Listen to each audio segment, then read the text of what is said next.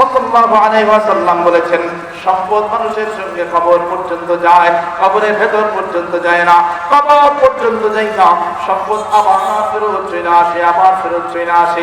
আল্লাহর নবী বলেন, দ্বিতীয় নম্বরে আরো এক জিনিস মানুষের সঙ্গে কবর পর্যন্ত যায়, কিন্তু সেই জিনিসটাও কবর পর্যন্ত যায় আবার ফেরত চলে আসে।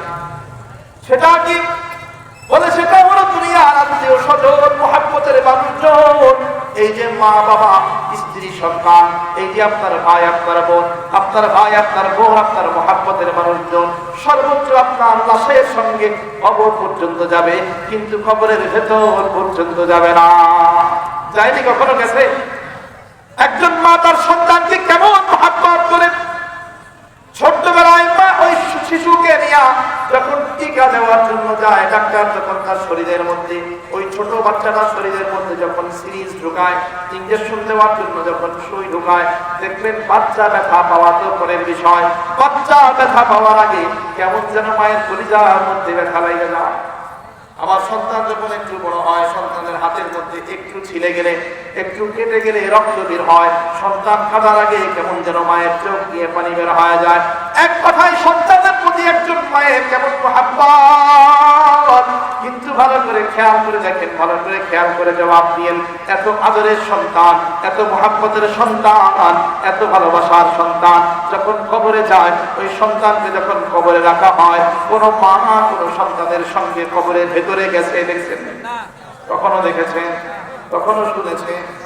এত মুহাব্বতের সন্তান, তারপরেও দেখা যায় ওই মা কখনো কবরে ওই সন্তানের সঙ্গে কবরের ভেতর পর্যন্ত যায় না, সর্বোচ্চ যায় কবরস্থান পর্যন্ত যায়। আল্লাহর নবী বলেন, মা যত মুহাব্বত করুক না কেন, যত মুহাব্বতের মানুষ হোক না কেন, যত মুহাব্বতের বন্ধু হোক না কেন, যত মুহাব্বতের সন্তান হোক না কেন, ওই যে মুহাব্বত করে নেওয়ালা মানুষ কবর পর্যন্ত তোমাকে বিদায় জানানোর জন্য যাবে, কিন্তু তোমার সঙ্গে কবরের ভেতর পর্যন্ত যাবে না।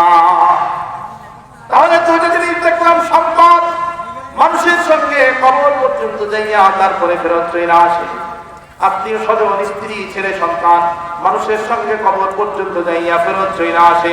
আল্লাহ নবী মুহাম্মদুর রাসূলুল্লাহ সাল্লাল্লাহু আলাইহি ওয়াসাল্লাম বলেন, দ্বিতীয় আরো একটা জিনিস আছে যেটা মানুষের সঙ্গে কবর পর্যন্ত যায়, কিন্তু ওই বাকি দুই জিনিসের মতো ফেরত চলে আসে না, বরঞ্চ মানুষের সঙ্গে কবরের ভেতর পর্যন্ত যায়। তার নাম হলো ঈমান, তার নাম হলো আমল। কবরের ভিতরে কি কি যায় বলেন? ঈমান আর কি জোরে বলেন? আমল। ঈমান আর আমল। যার ঈমান যত মজবুত, আমল যত মজবুত, তার কবর তত সুন্দর। আল্লাহ নবী মুহাম্মদ রাসূলুল্লাহ সাল্লাল্লাহু আলাইহি ওয়াসাল্লাম বলেন, ঈমানদার বান্দা যখন চক্ষু বন্ধ করে, যখন তার মরণ হয়ে যায়, মরণের পর যখন তারে কবরের মধ্যে রাখা হয়, কবরের মধ্যে রাখার পরে ফেরেশতারা এসে তারে কয়টা প্রশ্ন করে?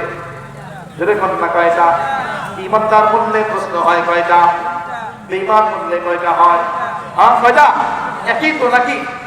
ঈমানদার বান্দা যার ঈমান ছিল মজবুত, ঈমান সাধারণ ঈমান না, শক্ত ঈমান, কঠিন ঈমান, ঈমানদার বান্দা যখন কবরে যায়, ঈমানদার বান্দা কবরে যাওয়ার পরে ফেরেশতারা এসে যখন জিজ্ঞাসা মান রব্বুকা, জুলফিকার আহমদ নকশবন্দি দামাত বারাকাতুহুম তারা কিতাবের মধ্যে লেখেন, ওই ঈমানদার বান্দা যার ঈমানের মধ্যে পাওয়ার আছে, সাধারণ ঈমান না, আমাদের মতো নড়বড়ে ঈমান না, যার ঈমানের মধ্যে মজবুতি আছে, পাওয়ার আছে, ওই ফেরেশতারা প্রশ্ন করার সাথে সাথে ঈমানদার বান্দা উল্টা ফেরেশতারে জিজ্ঞাসা, তোমরা বলো দেখি তোমাদের রব কে?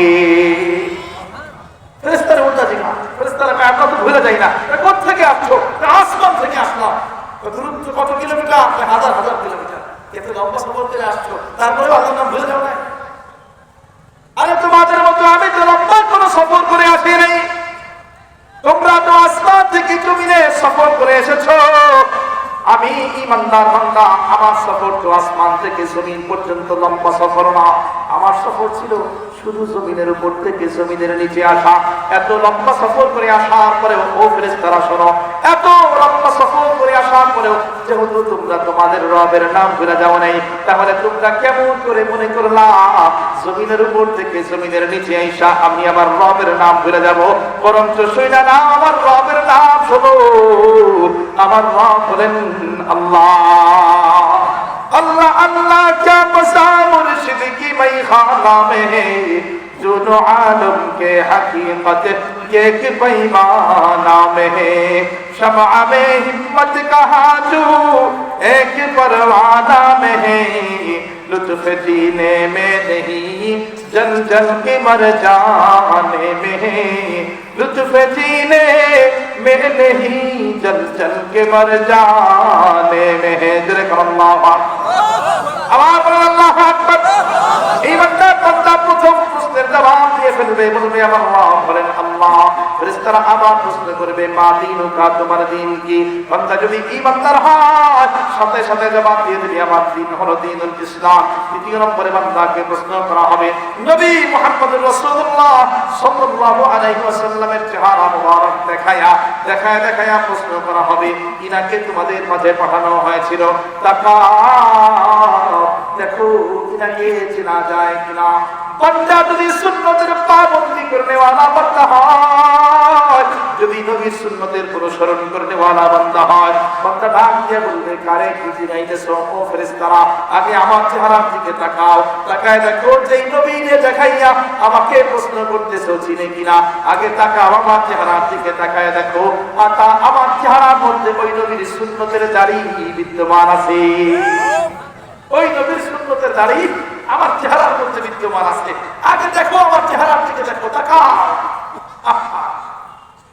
তিনটা প্রশ্নের জবাব যখন দিয়ে ফেলবেন আল্লাহ পাক রব্বুল আলামিনের পক্ষ থেকে ঘোষণা হয়ে যাবে আল্লাহ পাক রব্বুল আলামিন ডাক দিয়ে বলবেন ও রহমতের ফেরেশতারা কই একজন জান্নাতি বান্দার আগমন হয়ে গেছে জান্নাতি বান্দা কবরে চলে আসছে ও রহমতের ফেরেশতারা তাড়াতাড়ি যাও আমার জান্নাতি বান্দা বড় নেককার বান্দা বড় ঈমানদার বান্দা বড় আমলওয়ালা বান্দা তাড়াতাড়ি যাও ওই বান্দার কবরের দিকে ছুঁইটা চইলা যাও আফরিশুহু মিনাল জান্নাহ বান্দা কবরের মধ্যে জান্নাত থেকে বিছানা নিয়া ওই জান্নাতি বান্দার কবরের মধ্যে জান্নাতের বিছানা বিছায়া দাও ঈমানদার বান্দার কবরের মধ্যে জান্নাতের বিছানা বিছায়া দেওয়া হবে আল্লাহ পক্ষ থেকে আবার ঘোষণা হয়ে যাবে ওয়ালবিসুহু মিনাল জান্নাহ বান্দা বড় নেককার বান্দা বান্দার শরীরের মধ্যে জান্নাত থেকে পোশাক নিয়ে যায় সেই পোশাক পরায়া দাও যেরকম না সুবহানাল্লাহ আবার আল্লাহ পক্ষ থেকে ঘোষণা হয়ে যাবে ওয়াফতাহু লাহু বাবান ইলাল জান্নাহ বান্দার কবর থেকে নিয়ে জান্নাত পর্যন্ত দরজা খুলে দাও বান্দার কবর থেকে নিয়ে জান্নাত পর্যন্ত দরজা খুলে দেওয়া হবে জান্নাত থেকে যখন ঠান্ডা ঠান্ডা আরামদায়ক বাতাস আসতে থাকবে তখন ওই জান্নাতি বান্দা চিৎকার করে ডাক দিবে আল্লাহ আমি যে এতটা শান্তিতে আছি আমি দুনিয়াতে একবার যাইয়া দুনিয়ার মানুষদেরকে জানাইতে চাই ওই যে আমার ভাই এখন পর্যন্ত জীবিত আমার বাবা এখন পর্যন্ত জীবিত আমার বোন এখন পর্যন্ত জীবিত আছে আল্লাহ একবার সুযোগ দাও তাদেরকে চাইয়া আমি আমার আরামের কথা জানাইতে চাই আল্লাহ পাক রব্বুল আলামিন ডাক দিয়ে বলবেন না রে বান্দা না এখানে আসা যায় এখান থেকে আর ফেরত যাওয়া যায় না বরং যেহেতু তুমি জান্নাতি বান্দা কবরের মধ্যে জান্নাতি আরাম ভোগ করতে থাকো তোমার কবরটাকে জান্নাতের টুকরা বানায় দেওয়া হলো তাহলে ইমানদার বান্দার কবরটাকে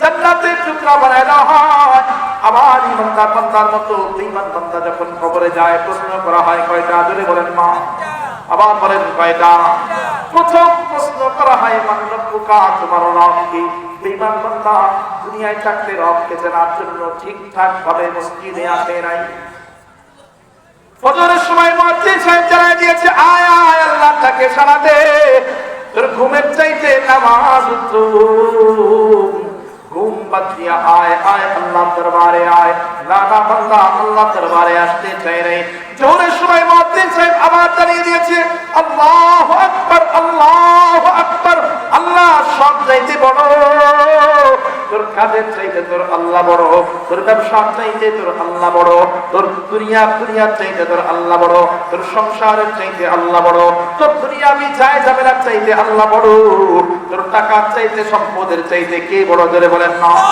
মুয়াজ্জিন সাহেব জানিয়ে দিয়েছে আয় আয় বান্দা আল্লাহকে জানার জন্য মসজিদে আয় ওই বেঈমান বান্দা আল্লাহকে চেনার জন্য মসজিদে যাইতে চায় নাই, মসজিদে যাইতে চায় নাই। সেই দিন ফেরেশতারা যখন প্রশ্ন করবে মান রব্বুকা, ওই বেঈমান বান্দা জবাব দিতে পারবে না। বেঈমান বান্দার কোনো জবাব থাকবে না, বড় আফসোস করবে আর বলবে হা হা লা আদরি, হায় হায় আজকে আমার কোনো প্রশ্নের উত্তর জানা নাই। আবার প্রশ্ন করা হবে মা দিনুকা, ওই বান্দা সেটা জবাব দিতে পারবে না। ওই বান্দা বড় আফসোস করবে আর বলবে হা হা লা আদরি। দ্বিতীয় নম্বর প্রশ্ন করার সময় নবী মুহাম্মদুর রাসূলুল্লাহ সাল্লাল্লাহু আলাইহি ওয়াসাল্লামের চেহারা মুবারক দেখানো হবে। বান্দাকে বলা হবে দেখো চেনো কিনা। বান্দা কেমনে চিনবে? দুনিয়ার জমিনে থাকতে নবী মুহাম্মদুর রাসূলুল্লাহ সাল্লাল্লাহু আলাইহি ওয়াসাল্লামের সুন্নাতের সঙ্গে তার কোনো সম্পর্ক ছিল না, তার সঙ্গে তার কোনো সম্পর্ক ছিল না। বান্দা তখন আফসোস করবে আর বলবে হা হা লা আদরি, হা হা লা আদরি, হায় হায় আমার কোন প্রশ্নের উত্তর জানা নাই, আমি কিছু জানি না, আমার কিছু জানা নেই। আল্লাহ পাক রব্বুল আলামিনের পক্ষ থেকে ঘোষণা হয়ে যাবে বান্দা বড় বেঈমান বান্দা, বান্দা বড় গুনাহগার বান্দা। ও আযাবের ফেরেশতারা কই, তাড়াতাড়ি যাও কবরের দিকে ছুটে যাও, ওই যে একজন জাহান্নামের আসামির আগমন হয়েছে। তাড়াতাড়ি যাও ফ্রিসুহু মিনান নার, জাহান্নামের থেকে আগুনের কম্বল নিয়ে যাও, আগুনের বিছানা নিয়ে যাও। ওই যে বান্দার কবরের মধ্যে গুনাহগার বান্দার কবরের মধ্যে জাহান্নামের আগুনের বিছানা বিছায়া দিই। আবার আল্লাহর পক্ষ থেকে ঘোষণা হয়ে যাবে ওয়াল বিসুহু মিনান নার, বান্দা বড় গুনাহগার বান্দা, বান্দার শরীরের মধ্যে যা যা তাড়াতাড়ি যা, বান্দার শরীরের মধ্যে জাহান্নামের আগুনের পোশাক পরায়া দিই। আবার আল্লাহর পক্ষ থেকে ঘোষণা হয়ে যাবে ওয়াফতাহু লাহু বাবান ইলান নার, বান্দা বড় গুনাহগার বান্দা, বান্দার কবর থেকে নিয়ে জাহান্নাম পর্যন্ত দরজা খুলে দিই।